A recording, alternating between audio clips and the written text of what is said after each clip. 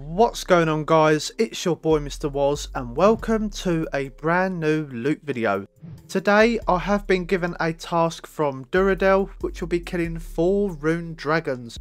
Now on my community post the votes were 100% on letting me post small clips on these short tasks to provide that extra bit of content, but also I didn't want to skip any tasks as well.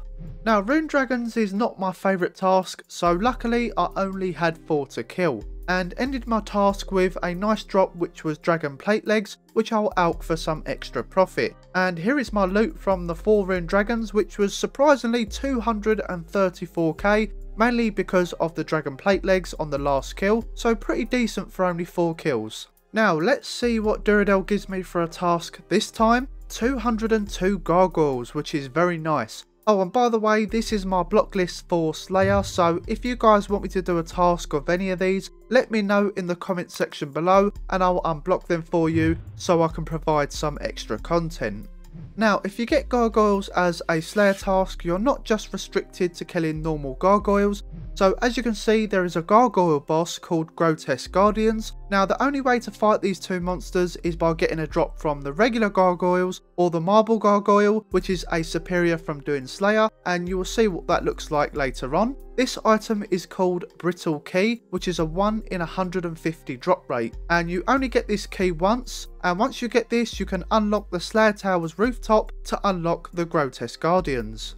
So the melee setup I'm using to kill these gargoyles is the most effective according to the Osiris wiki, which is using full Inquisitor minus the Slayer helm of course, as I'm on task. But each piece of this armour gives a 0.5% boost in accuracy and damage, increased all the way up to 2.5%. So basically the same bonuses as you would get from the Lumberjack's outfit for example, but obviously the Inquisitor is for combat. And my main weapon of choice is the Inquisitor's mace. Now I've never used this weapon before, so was really looking forward to seeing how much damage I can do against these gargoyles, as they are weak to crush weapons. Also you get a plus 95 crush attack bonus from the mace, which is really good. The only downside to this weapon, it's very expensive, costing around 260 and 270 mil. Now it has been a long time since I've killed these gargoyles, and I remember these being one of my favourite assignments to do when I was grinding for 99 Slayer. The GP isn't the best, but I don't know, there's something about these monsters. Maybe it's because they're easy to kill and it's also very chill. Now I don't know about you guys, but when I used to go and kill these in the Slayer Tower, I always used to forget my rock hammer. I think it was because when you unlock Gargoyle Smasher from your Slayer Master, which basically allows you to automatically use the hammer to finish off the gargoyle, I for some reason assumed you didn't need the hammer anymore. Maybe I'm just being stupid, but let me know in the comment section if you have been in that situation as well. I was pretty early on into this video and all of a sudden I got my first superior, which is the marble gargoyle, as I mentioned earlier on. Now you do need to unlock bigger and badder from your Slayer Master, which will cost you 150 points to start killing superiors. Now the marble gargoyle uses a melee and ranged attack style which can deal some damage, but luckily they are somewhat inaccurate. And on top of that, the gargoyle has a special attack that launches a red and grey looking ball towards you, and all you have to do is move 1 tile away and you will be fine, but if you don't move in time you can take up to 38 damage. I would recommend using Piety as well as a super combat just to speed up the kill. Overall, it's very straightforward, but it does take a little bit of time to kill this gargoyle, and all you need to do is protect from melee and you'll be fine. Also, if you're ranging the superior, then I would protect from ranged at all times to negate all damage, excluding the special attack of course. And unfortunately for me, I did not get a unique drop, which is what I want for the collection log. As you can see at the bottom of the drop table, there is a chance to receive an internal gem or an imbued heart, which is a 1 in 520 drop rate, and as you might only get 1 or 2 superiors per task, if that, it is a very rare drop table indeed. Now the Inquisitor's mace was actually doing pretty good, hitting very consistent as you would expect with the crush bonuses, but is it worth the 260 mil? I don't think so, but if you can afford it then why not use it?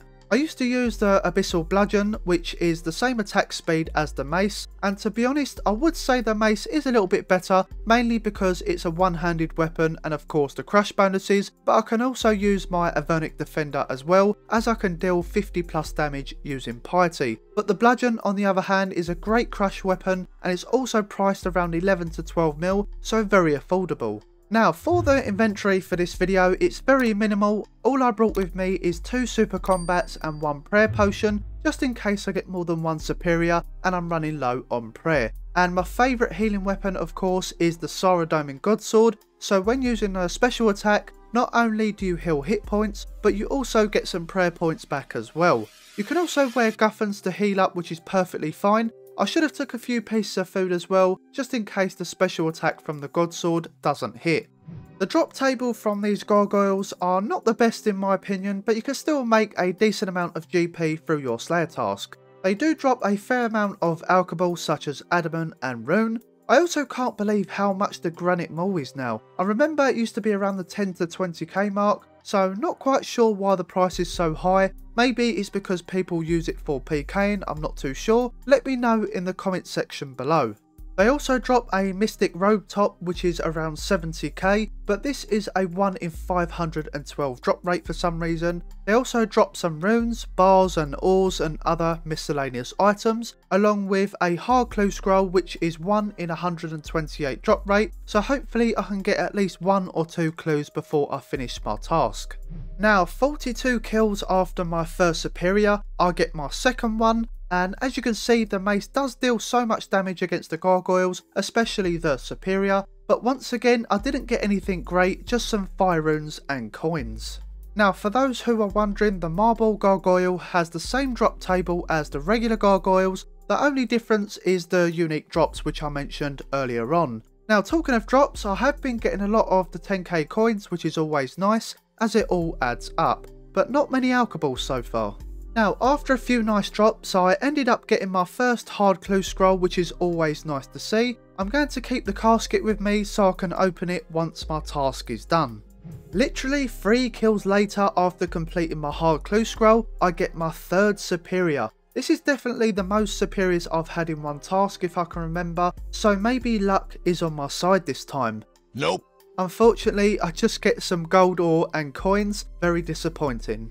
But a few kills later, to make up for my bad loot, I get my second hard clue scroll. Now I have 2 caskets stacked up, ready to open very soon. Now the good thing about these gargoyles is you don't need to have the most expensive gear, as I see so many people during my task wearing budget gear such as an Abyssal Whip, Fighter Torso or even Proselyte.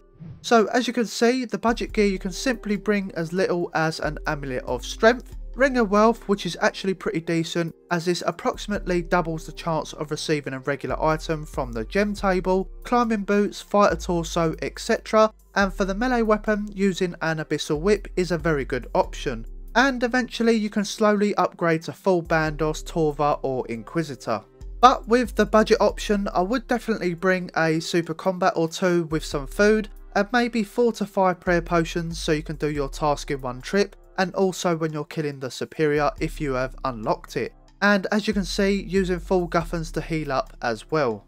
Okay guys, my Slayer task is about to be completed. Took me around an hour and 10 minutes, which is pretty fast to be fair, and got myself 32k Slayer XP, which is really good, and slowly getting those Slayer points back up again as well, as I want to unlock a few things. So let's open these caskets that I got earlier on and let's see what we get. So casket number 1 was not great at all, only 50k, and the second casket was a little bit better but not great, only 108k. Okay guys, so here is all the loot that I got from 202 gargoyles. It doesn't look like much, but let's price check everything and see how much I have made. 747k. Now I was expecting a little bit more GP as I was killing those gargoyles for over 1 hour. But remember, this includes the clue scroll rewards as well. But according to the OSRS wiki, you can profit around 600k GP per hour. So if I did minus the rewards that I got from my clue scrolls, which was 160k, then it's actually pretty spot on. But even still, pretty happy with 747k as I didn't really use much supplies at all. So that is the end of this video. Please leave a like if you enjoyed this one. Comment below as I love to see your feedback as usual. And subscribe to my channel if you are new. So until next time, I'll see you guys in the next video.